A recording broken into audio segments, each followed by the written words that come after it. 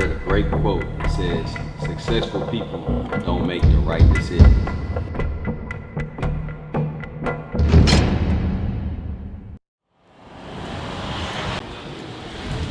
Jab, we're gonna call it a jab, you're one. Looking in that mirror, what you're doing is punching yourself in the face. Core, stay tight. Core, stay tight. I'm originally from Beaumont, Texas, little town right outside of Houston.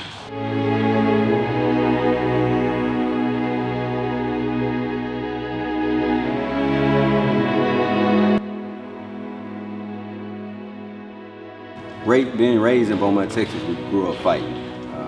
No one had perfect lifestyles. We all kind of came from a poverty-stricken area. And you really just had to get it how you live. As a kid, since a young boy, I've been fighting.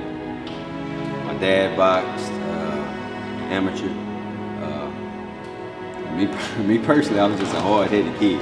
Growing up, Anthony was, I would say, a problem child. He got into a lot of trouble. He going to elementary school, going to high school, going to neighborhood. He was very argumentative and had a very bad fighting spirit. And on the other hand, he was very protective. He wanted to protect his little brother, his little sister, even his big brother. And you know, my mom would pray for him, my dad would pray for him. He was just like my dad, but that would always come out in the form of him trying to protect someone he loves. Been knowing Mark, since he was in 6th grade, I want to say. 6th grade, I was in 7th grade. Been watching him, come up from when he started boxing, when he started a lot of things, you know what I mean? And watched him develop over the years and develop from a boy to a man.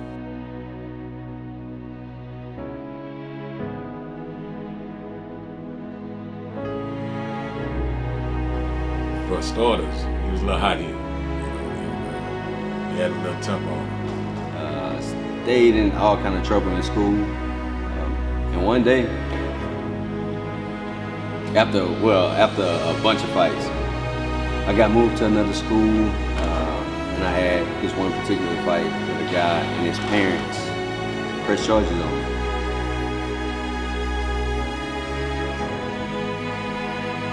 At the time, I was maybe 4th grade, and I was already building up a record for being a bad kid, a stupid kid. So actually, I had to go to juvenile court as a kid for this, drug my mom through all this. And in juvenile court, the judge sentenced me to do community service at the boxing gym. The boxing gym was led by Coach Jimmy at the time, the PAL, Police Athletic League. And that's really why I fell in love with boxing.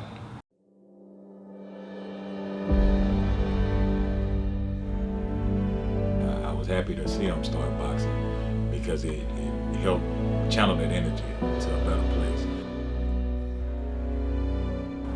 Boxing pretty much changed my life in a few different areas. One, it made me a better fighter, but also it gave me more discipline, more understanding, and it taught me to think. Honestly, I didn't use those positive attributes in positive ways. Initially, it got me into more trouble. Learning how to fight turned me into some sort of a bully, if you want me to be honest. He was a lot like his dad, and they never got along either. So we would always tell him, you gotta cut all this out, listen. Growing up with him was challenging because we fought every day, pretty much. That's my arch nemesis, but like in my nature, I was always pretty much a good guy, the caring guy. I was the bully to the bullies, if you will. So being raised in Beaumont, just like everywhere, we got the gangs, we got a little bit of every negative aspect of life. I chose not to partake in the gangs. I chose to partake in other areas of the street life. By far was I a perfect kid. In fact, I was more on the wrong side than the right side. At a young age, started selling weed to buy me and my little brother shoes and kicks, the stupid stuff kids do. You know, I'm trying to buy shoes, taking penitentiary chances to buy shoes. At some point, my father found out that I was selling weed and kicked me out the house. I still help moms with bills and whatnot, thinking that I was doing something noble, thinking I was doing something righteous. When it was just being a stupid kid. So time goes on, and Pops ended up getting diagnosed with cancer. At this point, I was really busting my tail in boxing, grinding hard. I was making the grades in school and whatnot. But when Pops found out, got kicked out, I was living pretty much pillar to post, doing my own thing, hustling and whatnot. I even got a scholarship to Lamar University. But instead of taking that scholarship to Lamar University, being the rebellious kid or the rebellious person that I was, I chose to go to the Army. Just being honest with you, me going to the Army wasn't a way of saying I'm gonna do the right thing or whatnot. I know my parents wanted me to go to college, and I chose to go my own way. So I felt the Army would give me the finances and the, just become even more independent to do my own thing. So of course I rebelled and went to the Army and became a leader in the Army, a platoon leader. And the Army really showed me a lot about myself. It showed me how I could stand on my own too, and it showed me I was a little different from the average kid. I really didn't understand my influence or who I was at all. I was just trying to get some money. But in the Army, with everybody getting an equal amount of money at that time, and people looking to me for help, people coming to me for help, it did make me reflect on the times in the street when everyone came to me for everything. Not that I was better than anybody, but for some reason, people just came to me for whatever reason. Outside of boxing in the military and not having to go to work, I started my own mobile detailing for the sergeants and whatnot. So I would really just drive around. Y'all see the mobile detailing now. I had never seen it at that time, but I seen it was a need, seen it was a problem, I found a solution, and I got paid for it. So I started my fitness journey as well in the military. I became a master fitness trainer in the military and started really just helping the guys that couldn't make the PT test, helping guys lose weight, and just get better physically. I guess I just always been a natural motivator or encourager. At this time, Mom and Dad was pretty much doing all right. So, hey, I was cool to go ahead and get out. Got out the military and thinking everything was gonna be sweet. I was just gonna go home, become this professional boxer, and everything was gonna be cool. But coming from the military, I couldn't really find a job or this or that. So, I went back to what I knew. So after the Army, going back into society, started working offshore while I was trying to make my plan to become a professional fighter. Had a pretty good amateur record, fought in the Army, so I definitely had action, knew I had skills. Offshore took up way too much of my time, so I had to abort that mission and really just get back and grind. Back to Beaumont to Houston 3 times a week, going to Savannah Boxing Gym. But, with no money coming in, just chasing a dream, I had to make something shake. So I ran back to the street life. All the old friends or whatnot that I already had in plug, so I got back into that life. My crutch was just chasing money. All right, so along this journey, I started making a good bit of money in selling weed, dodo or whatnot, and I started liking the money I was making. I started making a substantial amount of money. And along this process, Dad got sick, like even sicker, like with cancer. Dad got sick, I felt like I really just need to buckle down and stay true to what I know I'm supposed to do. So, use my Master Fitness cert, and I went and got a job as a personal trainer. I said, hey, just, straight and narrow.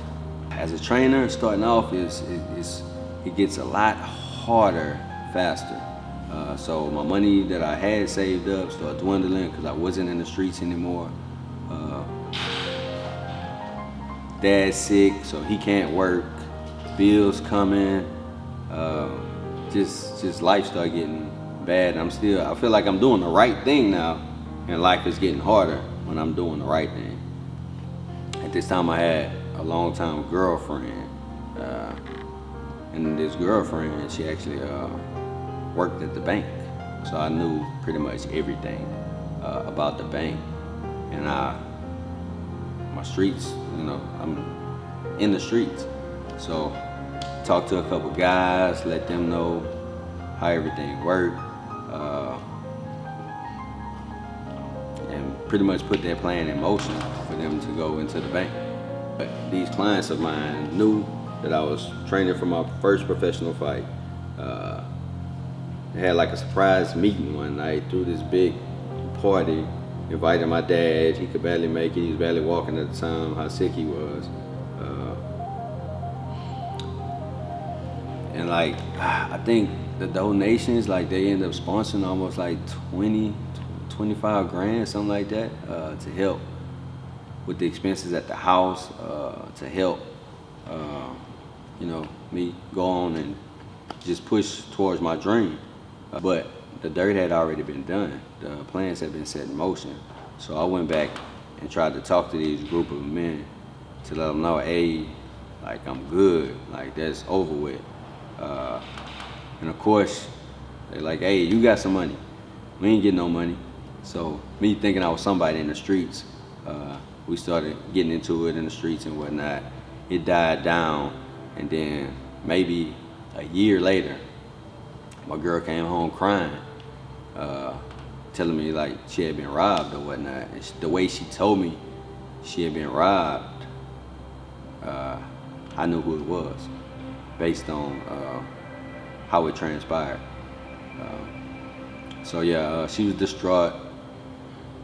And to continue my avalanche of stupid mistakes, stupid decisions, I went to the guy's house in an uproar, fought the guy, did all this stupid stuff, took some money from him, like just stupid stuff I was doing, thinking I was somebody, or not knowing my true identity. That's really what it was. I just didn't know who I really was. Yeah, I was that guy doing all this stupid stuff that you see on the news every day. Push came to shove, and it died out.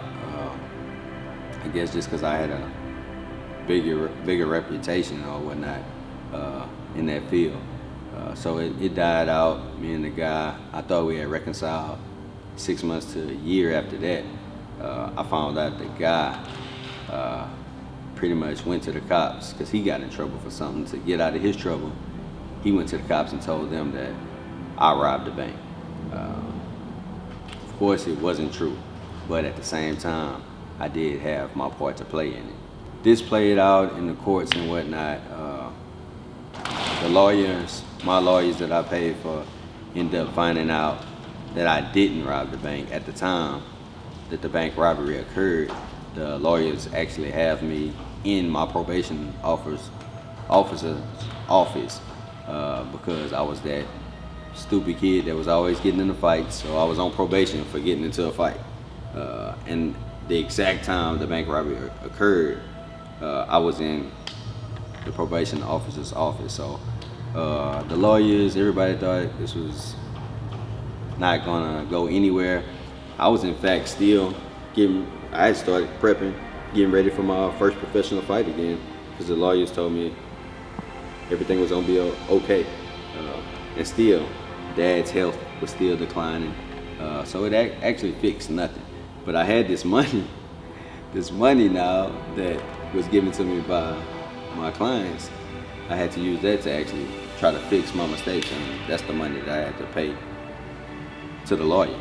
Trial goes on for 12 days, and I get 121 months in federal prison. 10 years federal prison. You gotta learn to listen to somebody. And if you don't, the good Lord gonna sit you down and make you be still until you do. And it just so happened, that's what happened. Having dreams of $100 handshakes and $1 million meals, I was sleeping on them snitches. But you know, I kept it real. But to a sleeper comes a dream, which could have been reality. But slippers come, my dude. Yes, I was just a casualty. Still a soldier nonetheless. In my heart, I know I'm blessed. But I'm from the school of hard knocks. My prison sentence, another test. Yet I'm an honor roll that's on the road. Stand up and bang with the best. Cause ain't no love lived there behind them cold steel walls. Any respect you get, gotta be earned. All you got is your word and your balls. See, there's scavengers praying for falls. Short dudes trying to stand tall. Young dudes that got all day. While Christians preach and pray for a better way. But see, that's just a few faces. I didn't even speak on the racist races. The misplaced hate and the unjust cases. See, now, it's real and it's unfair. I can't tell you where to go, but you better get there. My prison stint absolutely changed my life. This is a whole segment of my life. I met some really good people. I met some really bad people, and I was put in a position to do bad things. But maybe after my first 3 years in prison, me doing a ton of foolishness, fighting. And without him being around the house, it was just different. I mean, just different. It was lonely, but yet peaceful. And all of the writing the letters and stuff, it was rough. It was really rough. I think at one point in time in federal prison, I stayed in the chute or the hole or whatever you call it for like 11 months. That's when you stay in a room for 23 hours out the day. They feed you through a slot. Just based on my actions, my mindset, my lack of understanding. He ended up taken away from us, being locked up. And that was the worst. Everybody missed him. The teachers missed him. He was missed in the neighborhood. I mean, every chance that we got to go and see him, we did, wherever he was. And we had to take the kids to see him too, and that was heartbreaking. During this time alone, I started to really understand myself and process my thoughts and just really think about all the things my father and mother had taught me. Like, think about all the stupid actions and then meeting the people around me.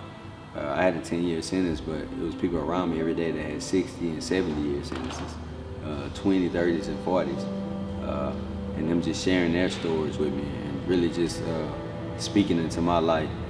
And really them just wishing they had a second chance. Like just wishing they had a second chance. A chance that I knew if I straightened up, I knew I could get it, time-wise. Because just because you go to prison don't mean you coming out of prison. Especially when you're in a federal USP. In prison, they want you to run with a geographical people and a race. I chose not to. I chose to say, hey, no, I'm a man, I'm gonna move by myself, and that's what I'm gonna do. And they let me know, okay, since you're moving by yourself, so if you get in a problem, that problem is definitely on you as well. And me, I'm like, shoot, I could fight, been fighting all my life. And they made me prove I had to fight, that I could fight. And I proved it over and over again. Having that time to sit down and really just look in the mirror and look at myself and really reflect on my thoughts.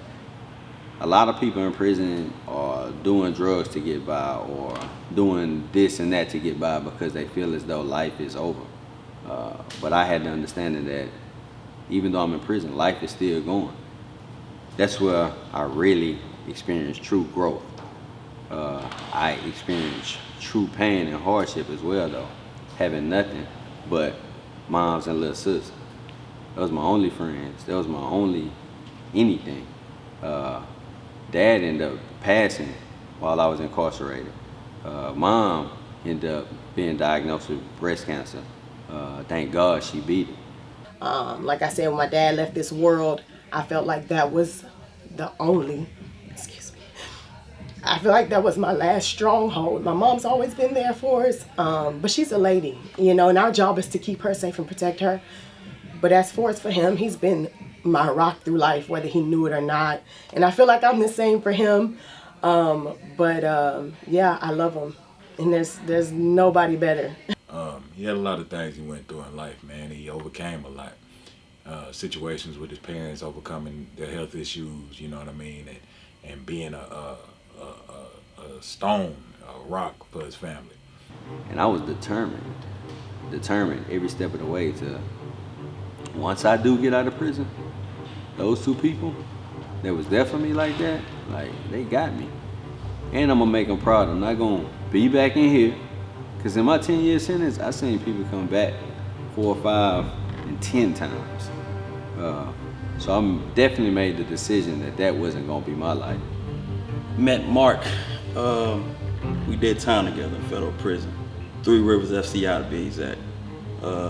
And there, you know, you size guys up before you just walk up on a person. We met at visitation. We stayed in visitation. Let that be known. And we went from there to working out together every day, and a bond grew more as a brotherhood. And we use that today to work out and to see everything come to fruition. I remember he didn't want to use the mob word a long time ago.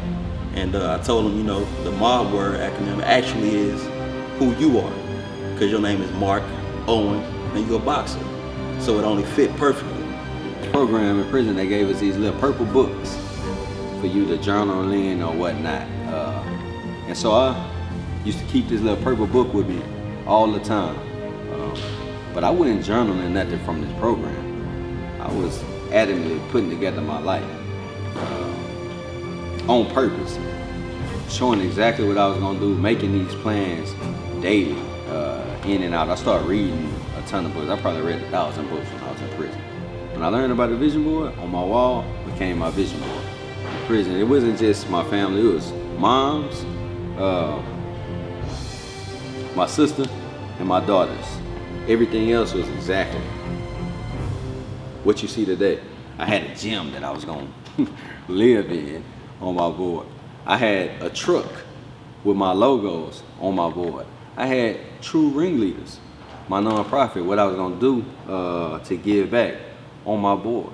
So I started preparing myself to go home, preparing myself to be a man, but not any man, a man that was gonna make some impact, a man that was gonna help some little boy, some little girl not go through that prison system.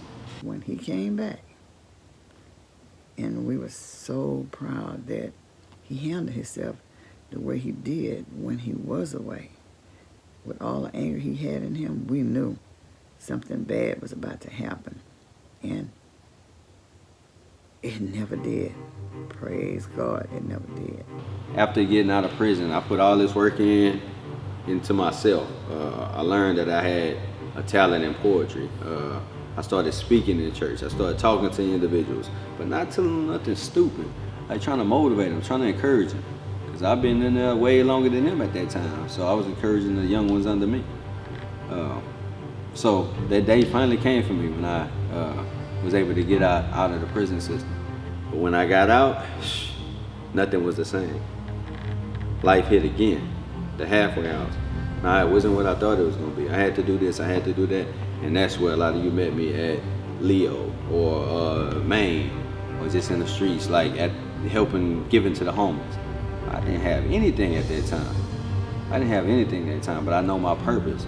Now, when I entered the halfway house thinking everything was gonna be sweet, thinking it was gonna be, I'm finally free. Nah, it wasn't that. It was a whole nother set of problems, a whole nother set of rules. So I literally had to sneak to go to work. Literally had to bust my tail to go help the homeless. Like, nothing is set up for you to win. And that's okay. Because if you're a winner, you're gonna find a way to win. The same thing I did before as a child, boxing, the same thing I did in the military, the same thing I did in prison, it's the same thing I'm doing now. But now I'm doing it at a high level, giving it to you. Hey, what's up? This is Councilmember Edward Pollard. We're here at the Mark Owens boxing facility in District J. I am the proud council member of this area, and this boxing gym has been a welcomed addition to our area. We're celebrating 1 year that they've been here in our community, and not only are they here to strengthen for fitness, but also mental, also to give back into the community. As soon as Mark touched down, he started to get back out into the community, start to talk to different people at the schools, start to do outreach with the kids. And you see them all the time here at the gym, finding ways to stay productive, making sure that they are doing things that keeps them out of the streets. And so we welcome everything that he's been doing in the community. I can tell you his spirit and his energy is high, it's contagious. He even got me here almost every single morning. I'm working out at 6 a.m. He's a great motivator, a great man of faith, and it's great to be here with him today to celebrate 1 year.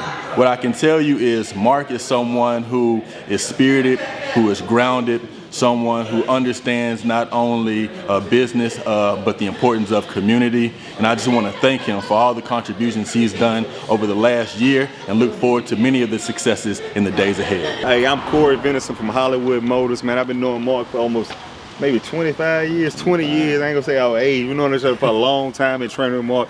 Mark has a good heart. Mark gives back to everybody and do so much for the community. So a token of my love and my respect for Mark Owens and his establishment and all what you got going on, I am giving him a car. He always come to the dealership, look at the car, and I was like, man, I wish I had it, man, I want that. So I'm giving it to him for a token of all the stuff he do for the whole community and just showing love, man. My brother for life, man. Appreciate you. All right, I'm swinging. It's time. Mark Owens Boxing Gym, man. That's where the bosses of the city train at, man. Man, it's such a blessing to come from where I'm from, a little town, Beaumont, Texas, where we love guys like Zero. When Zero album dropped, everybody on it. It's like when the J's come out, you know. So Slim Thug, Boss Hog Outlaws, all these NFL players and stars, you know, comedy, like to come from where I'm from, looking at these guys on TV and then being in a position to actually meet and actually train these guys, get to know these people on a personal level, man, it's crazy. Like, I'm so appreciative. And like, I've met a lot of great men and women in my industry and outside of my industry. All the people I work with, the Prince family. You know, it's just been an honor. And I appreciate y'all. I appreciate all the support, everything y'all do, and I appreciate y'all coming through, man. Let's just keep building, keep working. So right now, my why in boxing, I want to take this knowledge and convert it into wisdom for these kids. The wisdom that I've amassed through the sport of boxing, through this journey called life. But I do believe kids are misguided and make a lot of stupid decisions, just as I have. So I want to use boxing as a tool to grasp these kids. My goal is not to make the next Floyd Mayweather. My goal is not to make the next Clarissa Shields. My goal is to make healthy, strong men and women. I feel like I'm one of the chosen. Definitely one of the chosen to use my knowledge, use my wisdom to help.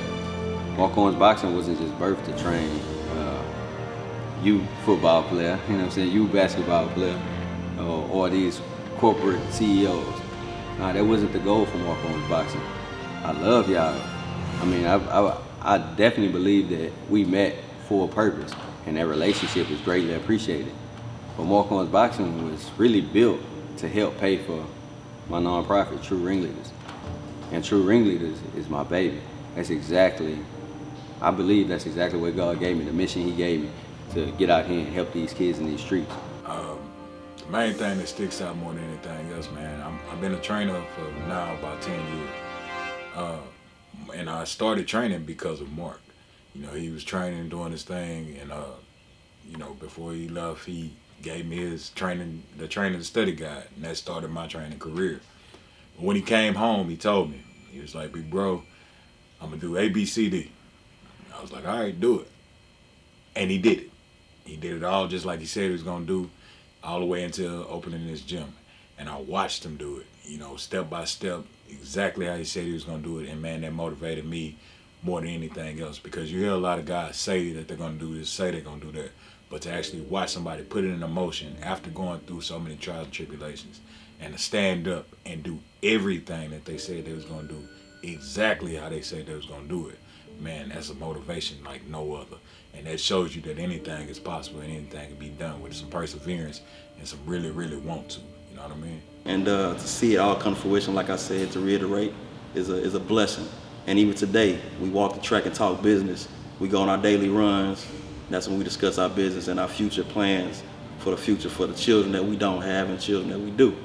And I just want to say congratulations and to more and more blessings, and I'm here through the end.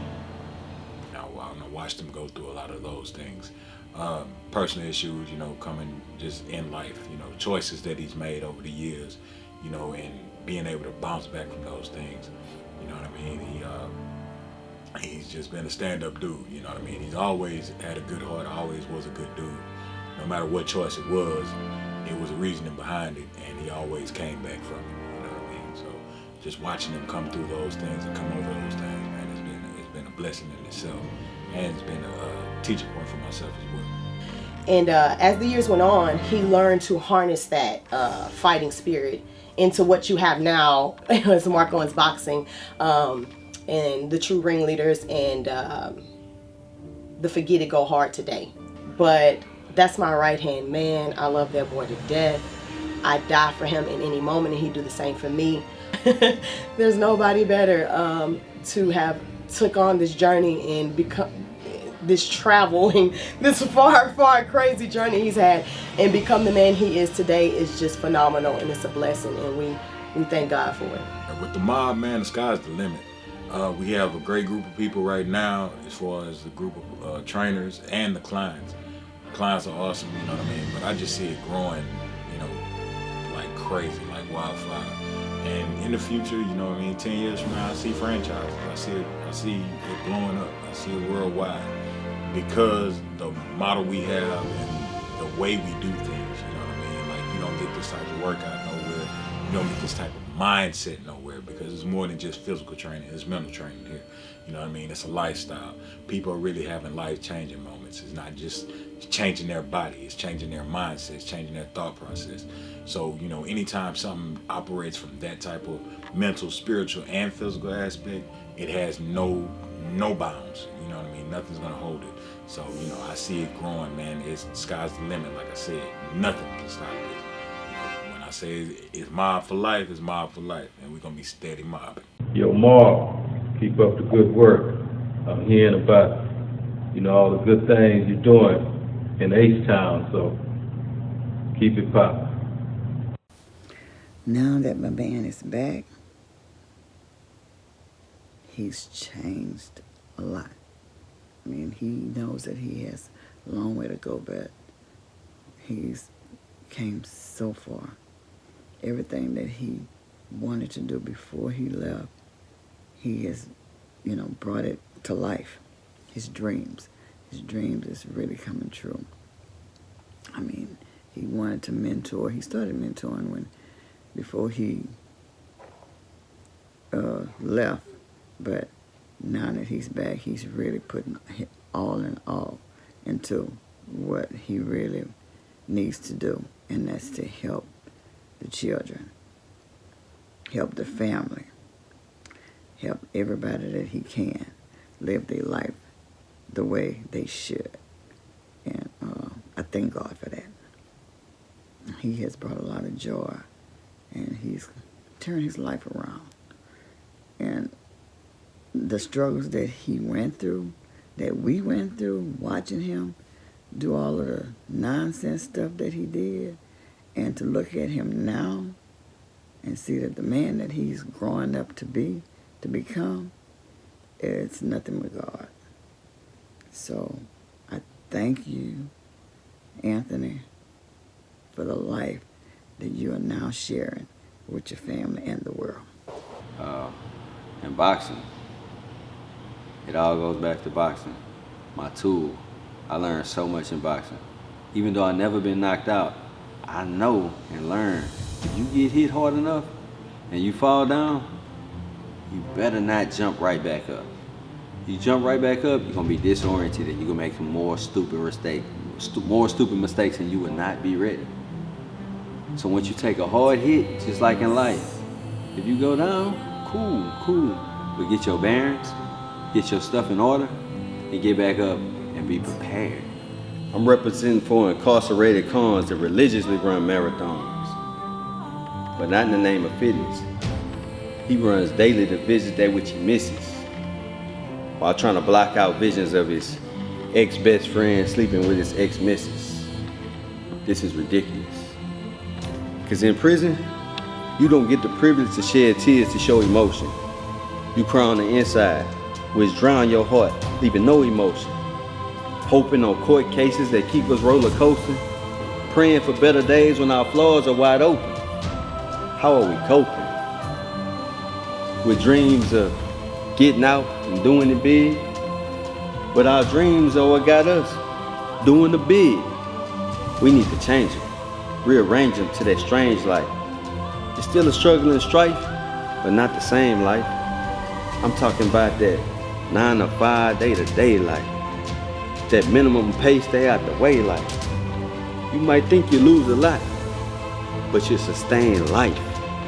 And life is what you make it. That you in prison trying to fake it. Think back to the streets, but you mistaken.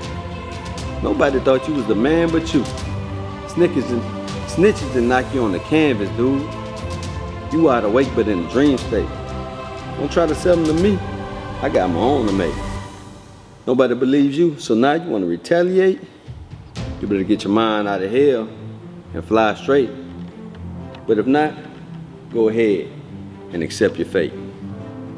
Truth.